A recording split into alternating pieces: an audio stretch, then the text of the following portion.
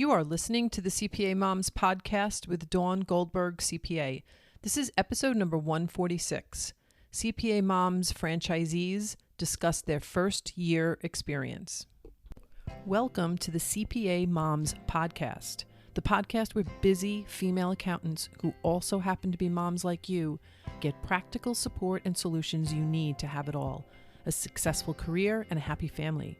If you are looking for the solution to overwhelm and mom guilt, if you'd like to feel better and have more balance, as well as learn how to take back control of your life, you've come to the right place. So I just want to thank Lori Hinelsey and Nicole Kehl for joining me today. Lori and Nicole are one of the franchisees with CPA MOMS, and you might have had the pleasure of listening to their individual podcasts where I interviewed them. It was about their CPA mom journey, what got them started in the field of accounting, and then what their careers were like, and then what brought them to CPA MOMS franchise. And so today I wanted to have the both of them on because now they have the value of perspective, right? We get to look back with them. Like, what has this year been like? Or what has this last 6 months been like? And so I thought this would be really, really fascinating to get some information from them and to understand what a franchise owner's journey is from beginning to this point. So as I said, I've already interviewed you individually for the podcast, but can each of you please give the audience just a quick introduction into who you are and a little bit about your accounting career before you decided to become a franchisee? So Lori, let's start with you.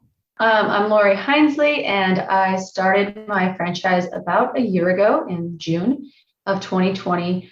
Before that, I worked in the home building construction industry as a director of finance for many, many years, and just was kind of a slave to my job, I would say. I took it home with me. It affected my personality. It affected everything. I defined myself by my job back then. In the process of that, I got married and had 3 beautiful babies, which led me to where I am today. Great. Thank you. So Nicole, can you give us a little synopsis? So I am Nicole Kehl, and I was in the corporate world prior to becoming a franchisee and incredibly unhappy with it. I did not take my job home with me. I was not that person. I was the person that said, I don't want to do this, and I'm going to be very strict on when I leave every day. And so it was more of, you can feel the shift at work, and now I'm one of the slackers because now I'm a mom and I don't want to put in the long hours and I don't want to take my work home with me. So I had kind of the opposite experience that Lori did. But I wanted to stay true to myself in that sense and to my family and to put them first. So, but still miserable because I still had to go in and deal with that environment. So then with my kids, I said, you know what, I'm done, and broke free. Yeah, I can definitely, a lot of accounting moms can, or just working moms in general can relate to that, where you kind of feel, I'm not sure which one, I might've been you, Nicole, that was talking about, that fear of jumping ship, where you had people who said, this is the best that you're going to get, right? Like, it's scary out there. Don't leave the cave. So yeah, we get that message and we're like, oh, okay. Let me just stay where we are. And of course, fear just feeds into that. What I say all the time on the podcast is that when you lack confidence, you lack options. And so, but then also you could have confidence, but if you have a lot of fear, then that also cuts off your options, and you're not even like looking at the big picture of other things that you could possibly do. All right. So thank you for each of you for giving us just a quick introduction. So let me ask you, what do you wish you knew in the beginning of your career that you know now? Like, if you could go back to your younger self, what do you know now that you wish you knew then? Lori, you want to start? Yeah, for me, I'd say one of the biggest things I would want to know then is that there is more than one way to go. I was very stuck on climbing the corporate ladder. Like in my head, this is how I started my career, and this was the career path I was on, and then there wasn't anywhere else to branch. Yeah, that ties into the whole thing about options, Right. right? Lacking that understanding of options. And depending on, where you went to school, what the path was, it was like, okay, here's where you should go, or whoever was guiding you at the time, you just kind of follow whatever their lead is, not seeing the bigger, there's other options, especially now in this day and age. I mean, I became a CPA 30 plus years ago, and there were not the incredible options that there are today, especially the flexibility in being able to work virtually. That was just not happening. And what about you, Nicole? What would you say is the thing that you wish you knew, that now that you wish you knew then? Not to be a copycat, but I mean, exactly what she just said really, is that, there are other options. You get stuck in this mindset that there's only one way to do it, but that's not true. And it would have been a lot easier back when I was single and we didn't have kids to launch my own business. Then there wasn't as much, I guess, risk back then. So it would have been a lot better for me if I had started back then, but we don't get prepared for that option at all in life. Like, unless you had a parent or you had a close friend that had a parent that was an entrepreneur, it's just not something that is really presented as an option in our modern schools. So I wish that I had known that it's really not as, I don't want to say not as scary, because I mean, it is scary, but it's not as daunting. It's not as impossible as you believe, as you make yourself believe. It can be done. And there's a lot of resources out there to help along the way. That is such a great point, because I've shared on the podcast before in the episode about transitioning from employee to entrepreneur, is that our entire educational system has prepared us to be very good employees, not to be entrepreneurs. We're prepared to follow someone else's lead, to follow someone else's instruction, and also to look for validation from someone else. And so that's all we know. And we're not taught, like you said, about having, if you didn't have parents that were entrepreneurs and you had no example, most of us had parents, whether our mom worked out at the side of the home or not, but definitely our dads, where we were like, oh, this is what we do. This is the path. We get a job and we stay there and we vest in the retirement. And then eventually we, get promoted and we stay with a company. It was rare way back in the day for people to go to different companies. You stayed in that and you sailed it to the end. They didn't even think about talking about whether they're happy or not, whether they had career fulfillment or not. It was just, no, this is what we do. Yep. This is what we do. Yeah. Okay. So let me ask you, what is the first year as a CPA Moms franchisee entail? Like, what kind of training and mentoring and coaching did you get? Nicole, let's start with you.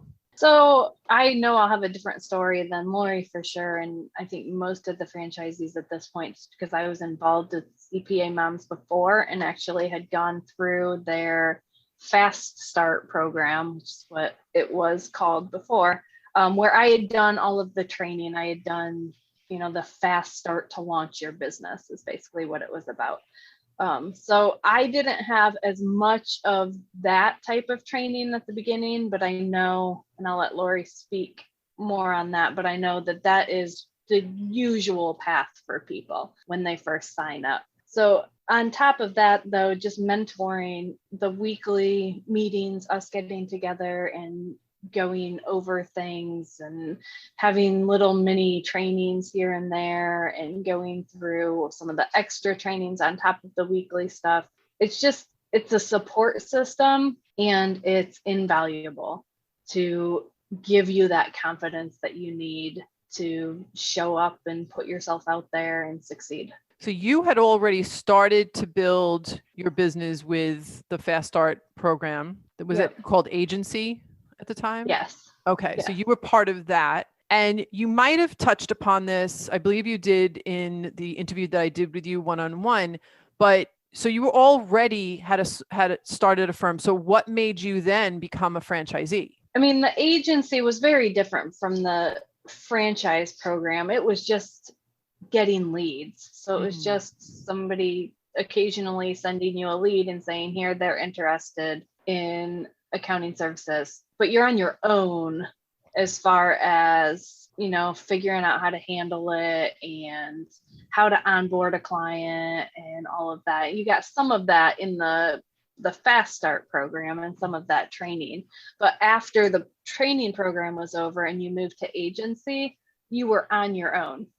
So very different from now, where it's just full support. If I have questions, I have someone to lean on and ask those questions to. And then it's also more of a community. And I know they tried to make the agency a community, but I didn't feel it like I do now with the franchisees. Like that was still very much everyone doing their own firm, and you got a lead, and that was it. There was no contact among the people involved in the agency. Whereas now, I mean, I have constant contact with the other franchisees too. And we have the means to reach out. And if we have a question, we want to bounce ideas off of each other, then we can do that. That's such a huge point, because I think for the people who are even on the fence about going out on their own, it can be kind of scary, because you are like, if you were an employee, whether you were in a large firm or a small firm, you still had other people say, tag, you know, just have conversations, ask questions. And the thought of not having that then keeps you like, oh, well, I don't think I can do this on my own. But the franchisees are, it's like a sisterhood, right? You're all supporting each other and able to bounce ideas off of each other and ask.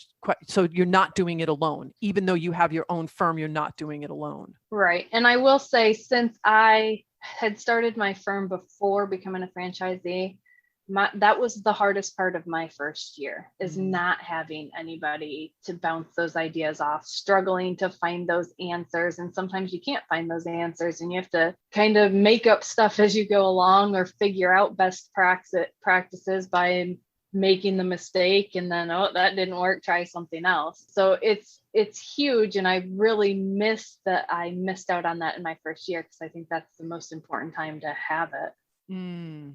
That's a good point. So Lori, what about you? What is it that the first year of a franchisee goes through? What is the training and the mentoring? Because you started from point A, where Nicole kind of came in with a firm. Yeah. I started from scratch, nothing. The most important thing that really attracted me to the franchise to start was the sales training. I felt like, well, I know accounting, but I have no idea how to go forward and present myself, or find a client, or what services do I offer? How do I offer them? How would I price that? I had no idea.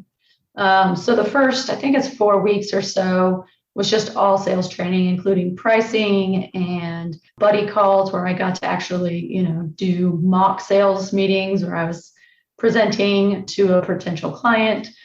And that was really, really helpful. It helped me build the confidence that I needed to be able to speak to real leads, and, gave me a framework on how to do that, because that was something that I would have no idea how to do if I hadn't had that. Some of the other really good trainings was, we did our personal compass to kind of make sure that we know what's important to us, so that we know how we want to run our business. We did, future vision, kind of the same thing. Like, where do we see ourselves in the future? What's kind of guiding us to what's really important for us as we're building this business. And then, as Nicole mentioned, we have the weekly meetings and trainings here and there, which are really, really helpful to get that. There's this really great mentor that we get to talk to us sometimes. Her name is Dawn. She's super helpful and just inspiring me to take the next steps. So that's very nice. And like Nicole said, the community with the other franchisees has been invaluable. I don't know what I would do without it. I mean, we bounce everything off each other, from what tech software are you using, to have you ever had this situation happen, or how do you handle a client that does this or that? And it's just really nice to have other people to talk to, and we're kind of in the same boat as you. Yeah. One of the things that I watched was you guys went through a whole choosing your niche. Mm-hmm. That part of it, I think, was really fascinating, because I think what holds back a lot of people from thinking about going out on their own is they're like, I can't know everything. Like that's just too overwhelming. Especially if you're in public accounting, you're servicing a whole bunch of different clients and you're seeing that the office, right? You might specialize in a few areas and then so-and-so specializes in a few areas. And you're like, if I had to know everything that everybody here needs to know, I can't imagine. But you went through that training and figuring out what is it that you resonate with? Why do you resonate with it? What are the things that you need to take a look at as far as you might think you want to go with this niche, but maybe that isn't a viable niche. And so exploring that, and then you eventually, once your training is up, then you get to take off, you get to have your own website, your own industry specific website, and then you get to speak to that particular niche, that particular industry, and you get to be an expert in that. And there's a lot less that you need to know, right? If you're specializing like you're specializing in construction, Lori, you don't need to know necessarily how the medical industry PPP loans are affected. Like there's a lot less, and there's a lot more that you can focus and become the expert. And then it's easier to market to because you are then speaking that niche's language, and that's super helpful. Yeah. Okay. That was a great training. Very thorough through the whole year. It's a whole year-long training, basically teaching you the business of accounting, right? You're all great accountants, but you have to learn the business of accounting. Right. So, okay. So yeah, go ahead. Add to that, because we both talked about the support from each other, but there's also like the celebration. Like before becoming a franchisee, like if I won a big client or just something special happened, like of course I'd go downstairs and tell my husband, yay. But it's not the same as like sharing it with a community of like-minded people that really get it. And while he wanted to be supportive and would celebrate with me, he didn't understand how big it was some of the time. So to be able to present it to people that completely understand, that is another side of it. That's really awesome. That's great. And I mean, in my experience, not so much in the last few years, but early on in my career, I just found that women were not supportive of other women. It was a little bit more like a little catty. And this is such an amazing, it's like a family, right? It's just everybody really does celebrate. I love that you brought that up. Everybody does. And behind the scenes, we're all like throwing, confetti up in the air when you post in the Slack channel that somebody won a client or something great, whatever it is, we're all just so yes, it's the franchisees, but it's also everybody behind the scenes. Like it's just such a huge supportive community. That's great. Thank you for bringing that up. That's good.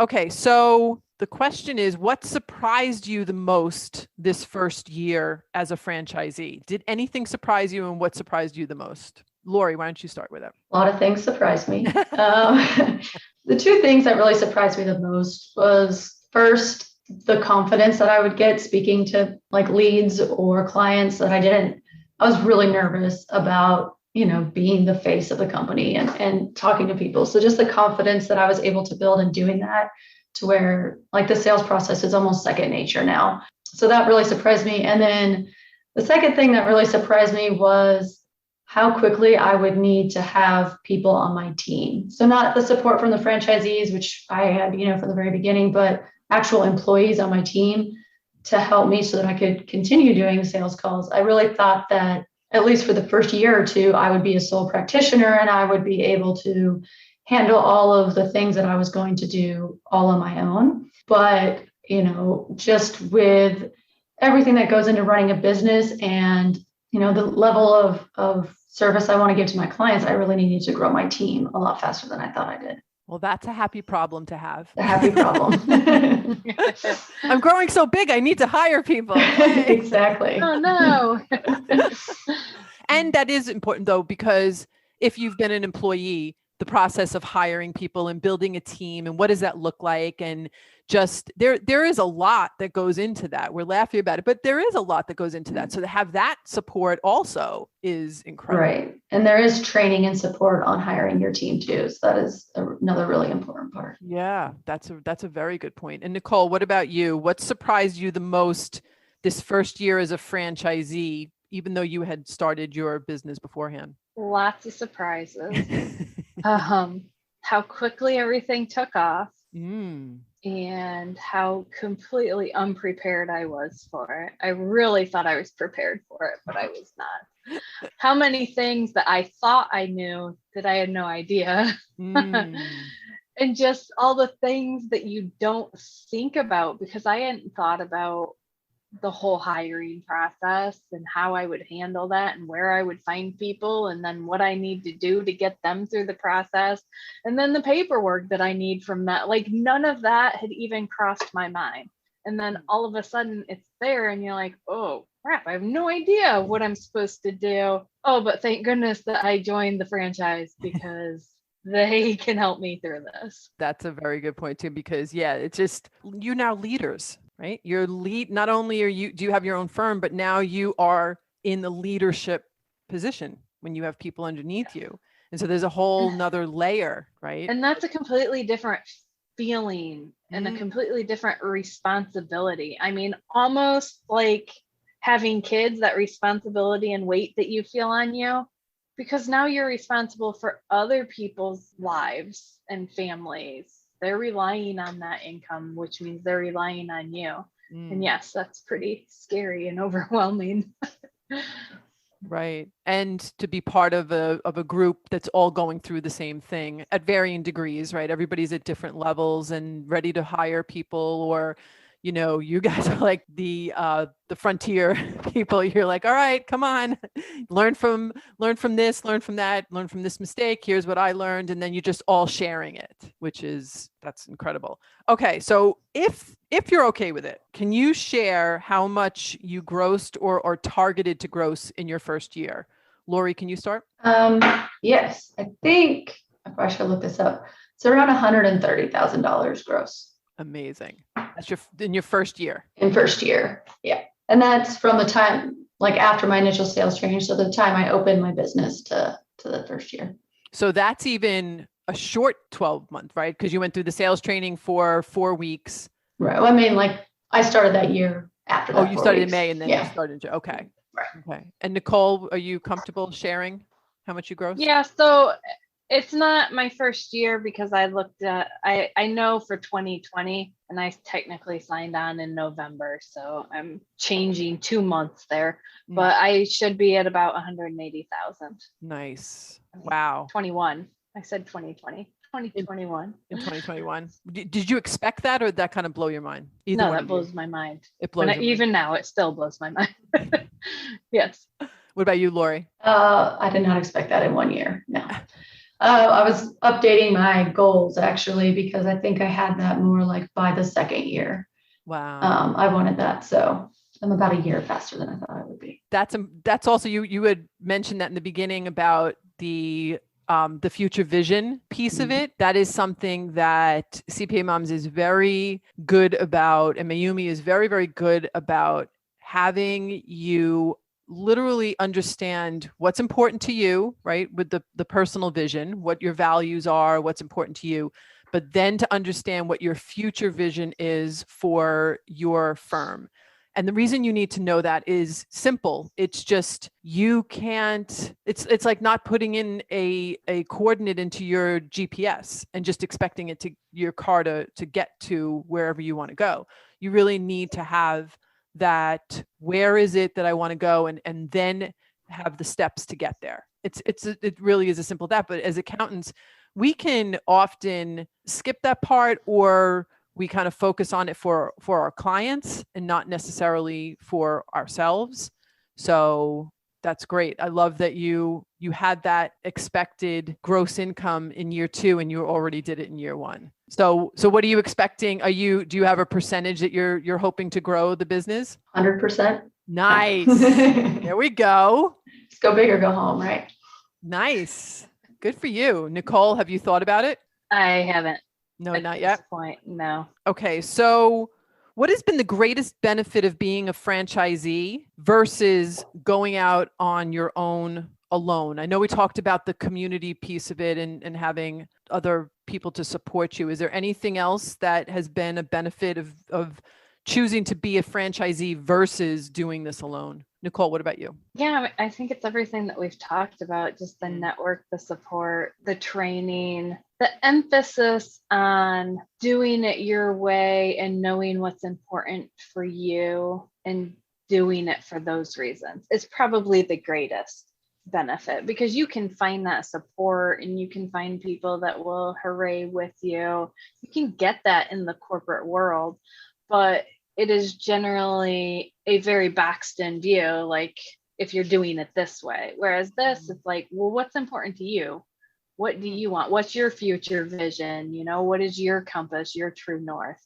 Okay, then let's fit it into that. Let's put the building blocks in that, like build it that way for you, instead of just, no, you come conform and make sure that it fits in here in this box here. So it's like personalized plan for you and then the support to get you Yes. to that place. So it's really like getting you to, like I said, you're getting you to know what the destination is, and then you obviously have to do the work to get there, but there's the support to get you there. It's like, you know, we get to be in the passenger seat with you. You're the driver.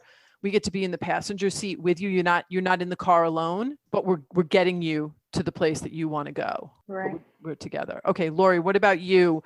What has been the greatest benefit of being a franchisee versus going out on your own? I would say probably for this year, it has been the marketing and the website design and all of that stuff that was done for me so that I could have sales and get leads. You know, I was able to focus on building the customer service part of my business and the processes and all of that, instead of having to focus on marketing to start my business. Now, you know, as I'm growing even processes down, I want to start doing some of my own marketing on my own as well. But just having that brand recognition too will be so helpful when I'm doing it on my own as well. And then the other thing, I've had some clients, you know, we're obviously virtual and we help clients across the country.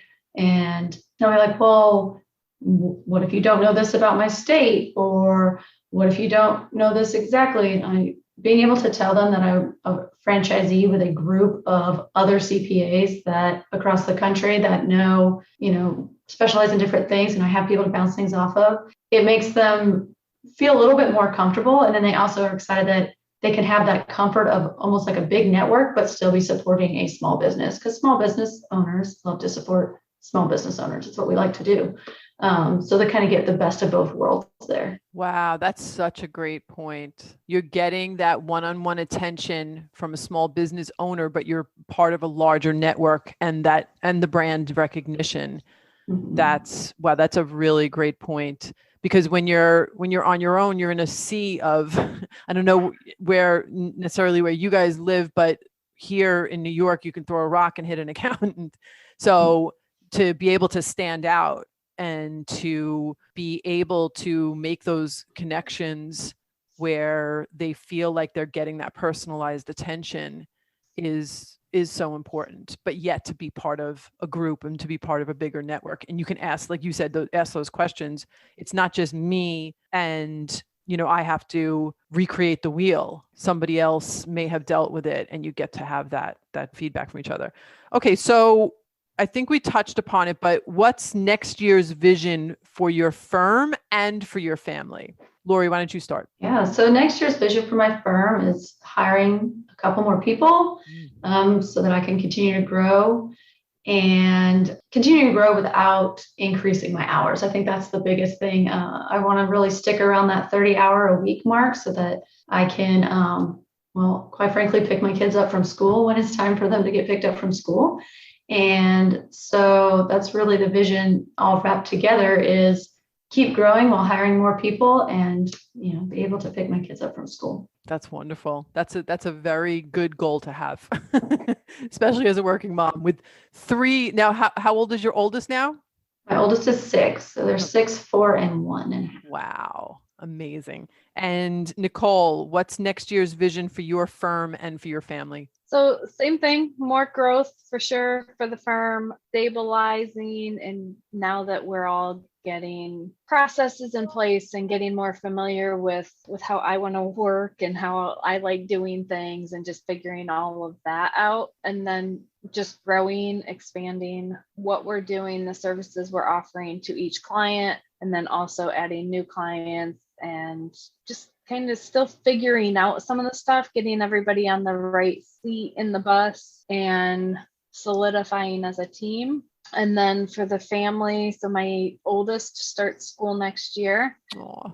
So I'm also hoping to not have to increase my hours and actually probably decrease them some during tax season. I don't like the craziness of tax season. Mm-hmm. So if I can find somebody to take more of the tax season load from me, I'd really like to do that for next year.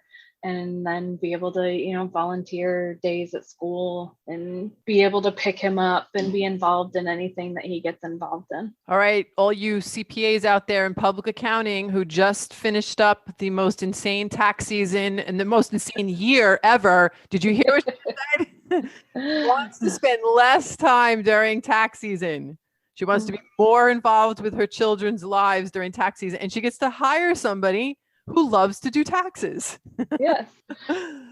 Also hoping that next year will be the year that we buy our farm.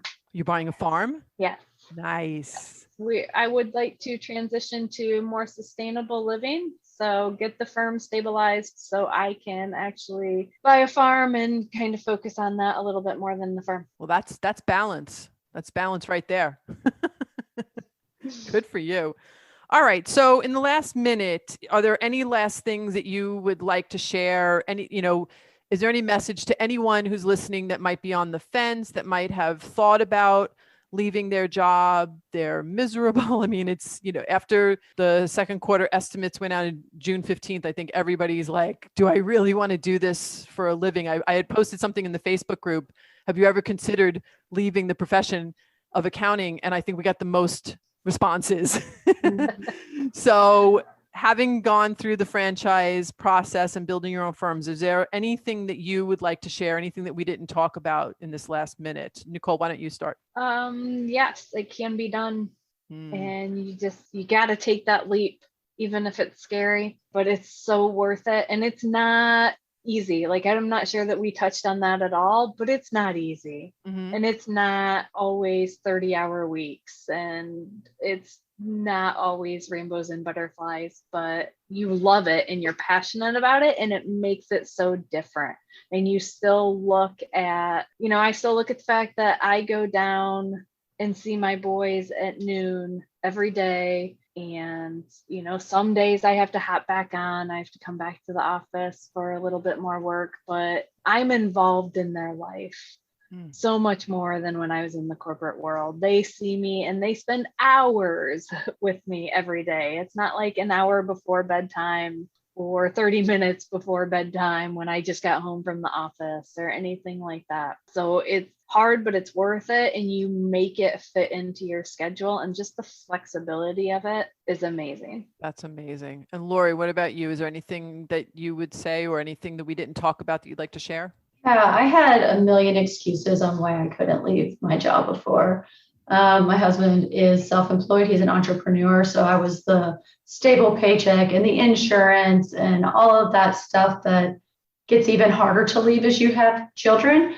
But, I took a step of faith and went out and did this, and I have not looked back. I mean, I've been offered stable positions again from previous employers, and because of my future vision and just knowing what's important to me, I've been able to say, no, thank you. And like Nicole said, this isn't easy, and it's not always rainbow and butterflies, but you are passionate about it. It's so much more rewarding than anything I had it before. And even though it's scary, I mean, if I can do it, I think anyone can do it.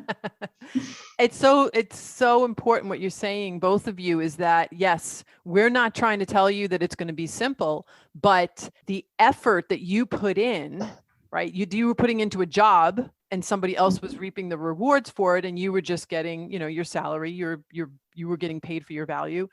But now the time that you put in, is going to build exponentially in the first year, maybe in the first 2 years. You're really building the foundation of your business. And once you get that thing humming and you bringing in the clients and you get more support to do it, then you can take that step back, and you can be more of the visionary of the business, the overseer of the business. And then you've got, I think Naomi refers to it as a green level firm, where you're not working in the business, you're working on the business. And that gives you even more flexibility. And in the beginning, you have to put in the time and the effort, but it sounds like it's well worth it. Definitely. Yeah. All right. There's zero chance I would ever go back. Agreed. I don't care. Agreed. I mean, if this fails, which I don't see that happening at all, but I would figure something else out. I couldn't go back to that, knowing this feeling and what this is like. You got a taste of it. There's no going back. Exactly.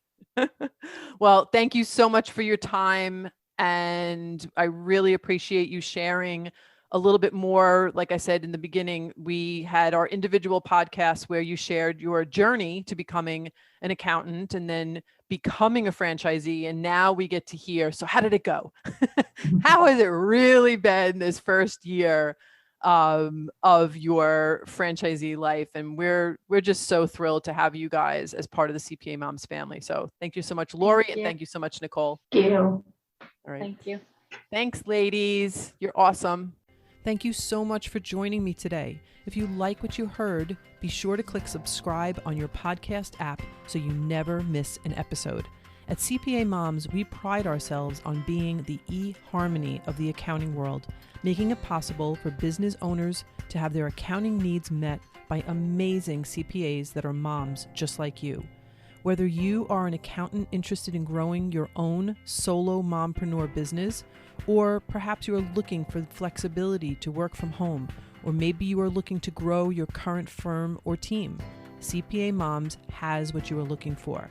Check us out at cpa-moms.com.